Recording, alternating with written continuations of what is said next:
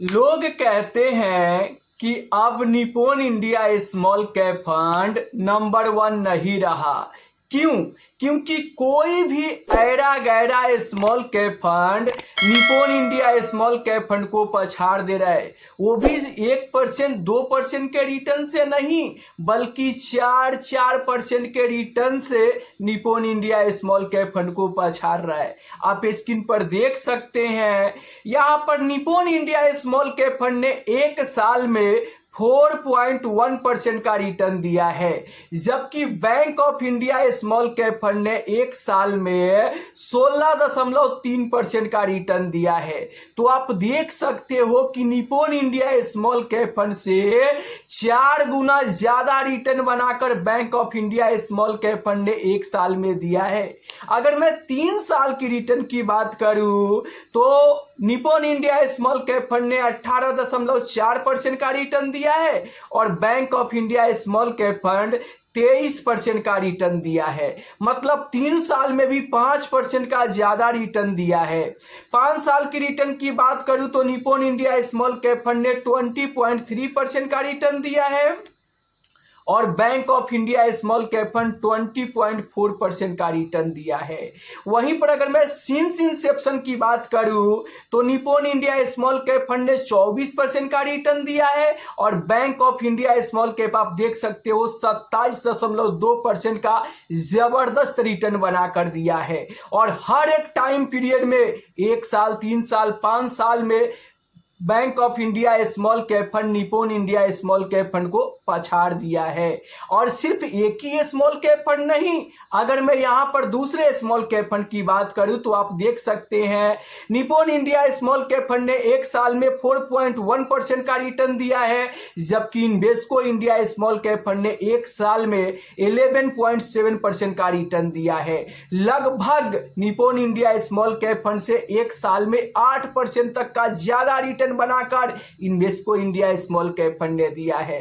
3 साल के रिटर्न की बात करें तो निप्पॉन ने 18.4% का रिटर्न दिया है और Invesco India small cap fund ने 25.2% का जबरदस्त रिटर्न दिया है। तो 3 साल में भी 7% लगभग ज्यादा रिटर्न बनाकर Nippon India small cap fund से इस फंड ने दिया है।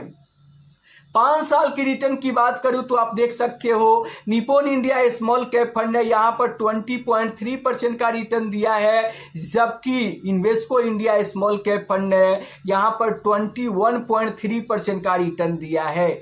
अगर मैं यहां पर बंधन की बात करूं तो बंधन स्मॉल कैप फंड भी लगातार Nippon India small cap fund को घुटनों पर ला दिया है। आप देख सकते हैं स्क्रीन पर कि 1 साल 3 साल और 5 साल में बंधन स्मॉल कैप फंड भी Nippon India small cap fund को रिटर्न के मामले में पछाड़ दिया है।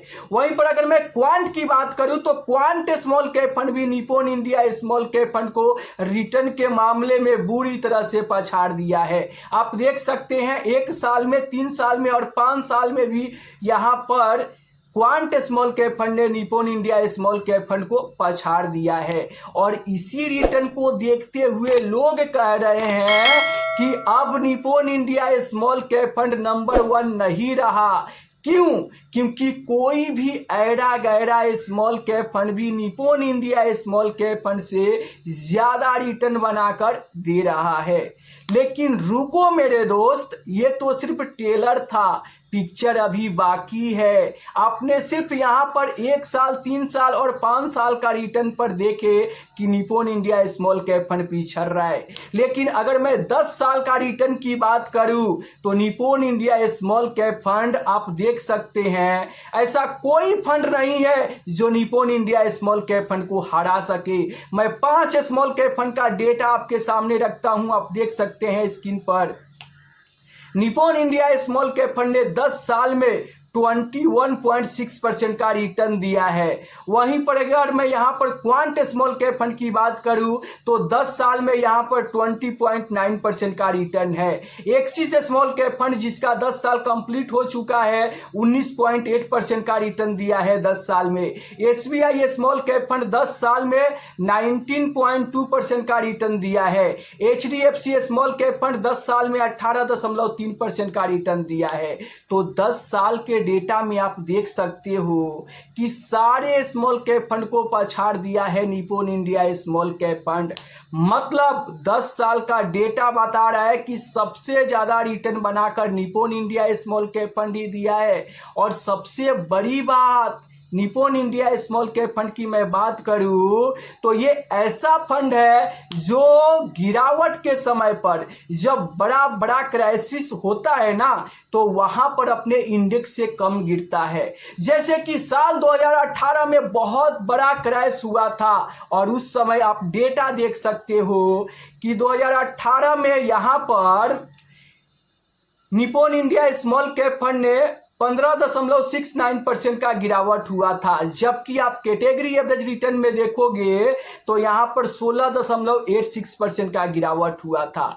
मतलब जब बहुत बड़ा गिरावट होता है तो Nippon India small cap fund अपने कैटेगरी एवरेज रिटर्न से कम गिरता है। और वहीं पर जब तेजी आता है तो आप देख सकते हैं साल 2021 में Nippon India small cap fund ने 75% का तगड़ा रिटर्न बना कर दिया है। आप इस डेटा में देख सकते हो कि 75.87% का जबरदस्त रिटर्न बनाकर Nippon India small cap fund दिया है।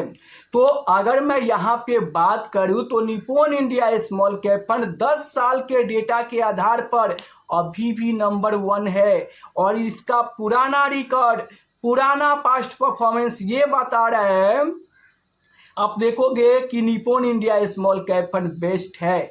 क्यों? क्योंकि देखो Nippon India small cap fund लंबे समय से बड़े बड़े क्राइसिस को झेलकर, बड़े बड़े उतार चढ़ाव को झेलकर और 10 साल में सबसे ज़्यादा रिटर्न बनाकर इन्वेस्टर को दिया है। और 10 साल में आपने देखा कि यहाँ पर SBI स्मॉल कैप फंड को भी पछाड़ दिया है, क्वांट को भी पछाड़ा है, HDFC स्मॉल कैप फंड को पछाड़ दिया है और एक्सिस स्मॉल कैप फंड को भी पछाड़ दिया है। मतलब 10 साल के डेटा पर ऐसा कोई स्मॉल कैप फंड नहीं है जो Nippon India small cap fund से पीछे ना रहा हो। तो 10 साल का डेटा ये बता रहा है कि Nippon India small cap fund अभी भी नंबर 1 पर है। देखो शॉर्ट टर्म का रिटर्न आप सिर्फ 1 साल, 3 साल, 5 साल का रिटर्न देखकर ये जज नहीं कर सकते हो कि अब Nippon India small cap fund number 1 नहीं रहा। क्यों?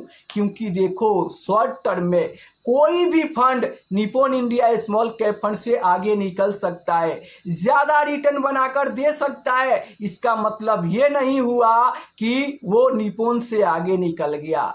Nippon India small cap fund का लंबे समय का आप हिस्टोरिकल डाटा, पास्ट परफॉर्मेंस देखोगे तो काफी स्ट्रांग देखने को मिल रहा है। इसलिए Nippon India small cap fund 10 साल के रिटर्न के डेटा पर अभी भी आगे है और बेहतर रिटर्न बनाकर इन्वेस्टर को दे रहा है। तो आप नीचे कमेंट बॉक्स में बताइए कि आपके पोर्टफोलियो में कौन सा स्मॉल कैप फंड है।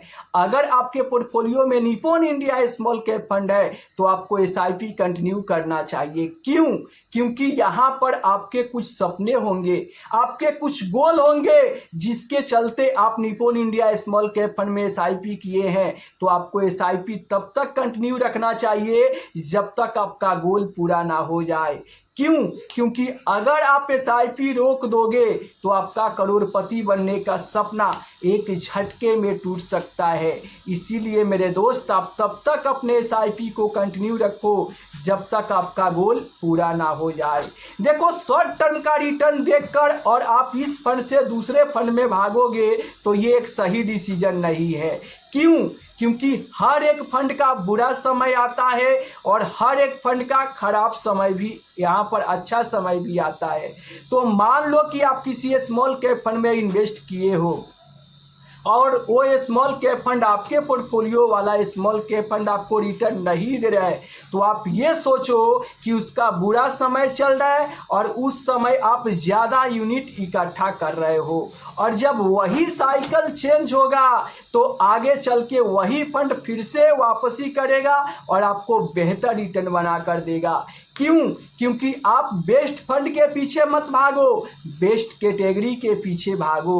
अगर आप स्मॉल कैप कैटेगरी को चुनकर स्मॉल कैप फंड में एसआईपी कर रहे हो तो आप सही कैटेगरी का चुनाव किए हो, क्योंकि स्मॉल कैप कैटेगरी ही लंबे समय में सबसे बड़ा वेल्थ बनाकर आपको दे सकता है। लेकिन याद रहे कि रिटर्न की कोई गारंटी नहीं होता है और म्यूचुअल फंड जोखिम के अधीन होता है। यही स्मॉल कैप फंड गिरावट पे सबसे ज़्यादा गिरते हैं। तो अगर आप बाजार की उतार चढ़ाव को झेल नहीं सकते हो, कम से कम 10 साल तक इन्वेस्टेड नहीं रह सकते हो, तो आपको स्मॉल कैप फंड में इन्वेस्ट करने से दूर रहना चाहिए। क्यों? क्योंकि अगर आप लालच में आकर और 1 साल 2 साल के लिए स्मॉल कैप में इन्वेस्ट करोगे तो इससे आपको भारी लॉस हो सकता है, और आप जब यहाँ पर लॉस देखोगे पोर्टफोलियो में और बेचकर भागोगे तो इससे आपको उल्टा नुकसान हो सकता है। तो मेरे दोस्त, मैं आपको बता दूं कि अगर आप स्मॉल कैप में इन्वेस्टमेंट करते हो तो लंबे समय तक करो, बार बार आप फंड की चेंज मत करो, क्योंकि अगर आप बार बार फंड चेंज करोगे तो ना ही आपको कंपाउंडिंग की फ़ायदा मिलेगी और ना ही आप बड़ा वेल्थ बना पाओगे। देखो, कोई भी फंड खराब नहीं होता है और कोई भी फंड अच्छा नहीं होता है। यहाँ पर आप जिस फंड में एसआईपी कर रहे हो उसी फंड में अगर आप लंबे समय तक बने रहते हो तो वही फंड आपको बेहतर रिटर्न बना कर देगा। क्यों? क्योंकि आपने best category small cap fund चुने हो, और ये कैटेगरी ही अगर आप सही चुन लिए और चाहे कोई भी पोर्टफोलियो में आपका फंड हो, अगर वो अच्छा परफॉर्मेंस किया तो लगभग 20% तक का रिटर्न दे सकता है। मीडियम परफॉर्मेंस किया तो स्मॉल कैप फंड 18% तक का रिटर्न दे सकता है, और अगर खराब भी परफॉर्मेंस करेगा तो भी 15 से 16% तक का रिटर्न दे सकता है। क्योंकि स्मॉल कैप कैटेगरी में सबसे खराब परफॉर्मेंस करने वाला आदित्य बिरला सन लाइफ स्मॉल कैप फंड भी लगभग 15% तक रिटर्न बनाकर 10 साल में दिया है। तो इसलिए मेरे दोस्त, आप अगर स्मॉल कैप फंड में एसआईपी कर रहे हो तो आप कंटिन्यू करो, लंबे समय में बेहतर यहाँ पर पैसा बन सकता है। लेकिन म्यूचुअल फंड जोखिम के अधीन होता है। जब भी इन्वेस्टमेंट करें तो खुद से रिसर्च करके या अपने एडवाइजर से सलाह लेकर ही आपको इन्वेस्ट करना चाहिए।